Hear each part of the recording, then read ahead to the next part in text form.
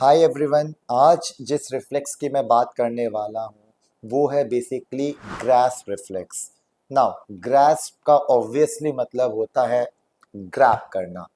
ये reflex basically हम दो तरीके से मेजर करते हैं, एक पामर ग्रास्प और एक प्लांटर ग्रास्प।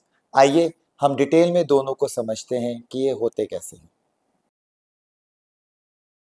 नाउ पहले हम बात करते हैं पामर ग्रास्प की। ये ग्रास्प स्टार्ट होता है जब बच्चा पैदा होता है और ये ग्रास्प इंटीग्रेट हो जाता है, लाइक ये फिर कंप्लीट हो जाता है किसी बच्चे में 6 मंथ्स में, किसी बच्चे में 9 मंथ्स में, और हद से हद 1 साल के अंदर तक ये इंटीग्रेट हो जाना चाहिए। नाउ यूजली इसमें होता क्या है, जब न्यू बॉर्न बेबी होता है, आपने कई बार टेस्ट भी किया होगा क्योंकि ये बहुत कॉमन होता है। तो जैसे ही आप न्यूबॉर्न बेबी के पाम में अपनी फिंगर रखते हैं तो वो आपकी फिंगर को ग्रास्प कर लेगा। इसी को कहा जाता है पामर ग्रास्प रिफ्लेक्स। नाउ यहाँ पे ना मैं आपको एक चीज बताना चाहता हूँ, अगर बच्चा पामर ग्रास्प नहीं कर रहा तो ये एक्चुअली बहुत सीवियर न्यूरोलॉजिकल डेफिसिट्स को इंडिकेट करता है। आप सब ने नाम सुना होगा सेरिबल पाल्सी, डेफिनेटली सुना ही है आप लोगों ने। सेरिबल पाल्सी जिसमें कि मसल्स बहुत स्पास्टिक होती है, बहुत टाइट होती हैं और ये बाय बर्थ ही होती हैं। तो उस केस में डेफिनेटली आप देख सकते हैं कि बच्चा पामर ग्रास्प तो कर लेता है और उसको छोड़ता नहीं है। ये वाला जो रिफ्लेक्स है, जो कि 1 साल तक लगभग इंटीग्रेट हो जाना चाहिए, वो इंटीग्रेट नहीं होता और कई सेरिब्रल पाल्सी में तो ये लाइफ लॉन्ग रहता है अगर बहुत सीवियर है। इसी तरीके से अगर बच्चा 1 साल के बाद वाला बच्चा यही सेम इंडिकेट कर रहा है जहाँ पे कि वो आपका पामर ग्रास्प कर रहा है, तो ये इंडिकेट कर सकता है कि उसका फ्रंटल लोब ब्रेन का वो पार्ट होता है जो थिंकिंग स्किल्स का होता है, वो प्रॉपरली डेवलप नहीं हुआ। इसी तरीके से अगर किसी बच्चे की टेक्टाइल सेंसिटिविटी है, जो कि हम ऑटिज्म में और मेरे सेंसी सिस्टम में हम लोगों ने इसको बहुत डिटेल में डिस्कस किया हुआ है, तो हो सकता है कि उन बच्चों में भी पामर ग्रास्प रिटेन्ड हो।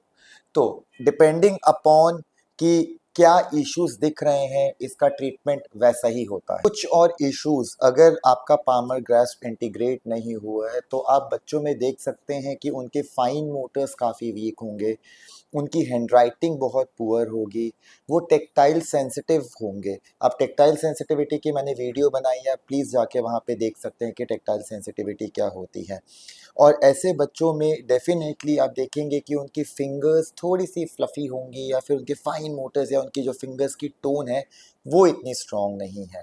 तो अगर आपको लगता है कि कुछ ऐसे इश्यूज़ है तो हो सकता है कि आपके ये बच्चे का रिफ्लेक्स इंटीग्रेट नहीं हुआ। एनीवेज, प्रॉब्लम ये है कि हम इसको इंटीग्रेट करने के लिए कोई स्पेसिफिक एक्टिविटीज़ नहीं करते हैं। इसके लिए अगेन ये सिम्टोमेटिक होता है, तो अगर आपके बच्चे के फाइन मोटर्स वीक है तो आप उसको इम्प्रूव करिए, सेंसिटिविटी है तो उसका ट्रीटमेंट करिए आप, और इसी तरीके से ही हम इस रिफ्लेक्स को इम्प्रूव कर सकते हैं, इंटीग्रेट कर सकते हैं। ग्रास्प रिफ्लेक्स में ही जो दूसरा रिफ्लेक्स है वो है plantar reflex. Now plantar reflex को बहुत कॉमनली बेबिंस्की साइन भी कहा जाता है, तो कहीं आप बेबिंस्की पढ़ें तो इसका मतलब वो प्लांटर रिफ्लेक्स की ही बात कर रहे हैं। तो यूजली प्लांटर रिफ्लेक्स कैसे देखा जाता है कि जब हम लेटरल साइड, लेटरल मतलब जो बाहर की साइड है, हल्का सा अगर न्यूबॉर्न बेबी के हम हल्का सा टिंगलिंग करते हैं या हल्का सा कोई स्टिमुलेट करते हैं तो वो अपनी जो पैर की फिंगर्स है वो सारी कर्ल कर लेगा, और ये एक नॉर्मल रिफ्लेक्स है, लाइक ये होना चाहिए बच्चे में। और अगर सपोजिटली ये प्रेजेंट नहीं है तो हो सकता है कि डेफिनेटली उसको न्यूरोलॉजिकली कोई प्रॉब्लम हो। अगेन इसमें सबसे कॉमन आता है cerebral palsy and frontal brain injury अगर बच्चे में हुई है तो। और अगर मैं बाकी इश्यूज की बात करूं तो कई बार बच्चे जो टो वॉकिंग करते हैं या जो बहुत सेंसिटिव होते हैं उनमें भी शायद ये काफ़ी लंबे टाइम तक बेबिंस्की साइन जो होता है वो रिटेन्ड रहता है। इसी तरीके से जिन बच्चों के पैर इनवर्ड्स रहते हैं या आउटवर्ड्स होते हैं चलने के टाइम, तो उनमें भी शायद हो सकता है कि ये वाला जो साइन है बहुत लेट इंटीग्रेट हुआ है। सो अगेन इसका भी कोई स्पेसिफिक एक्सरसाइज तो है नहीं इसके लिए कि हम इंटीग्रेट करें, बट अगेन सिम्टोमेटिक होता है, जो भी बच्चे में इश्यूज हैं थेरेपिस्ट उसी पे ही वर्क करते हैं ताकि वो इशू रिजॉल्व हो जाए। मीनवाइल हमारी ग्रास्प में यही था, लाइक दो ग्रास्प की जो बहुत इंपॉर्टेंट होती है सीरीज।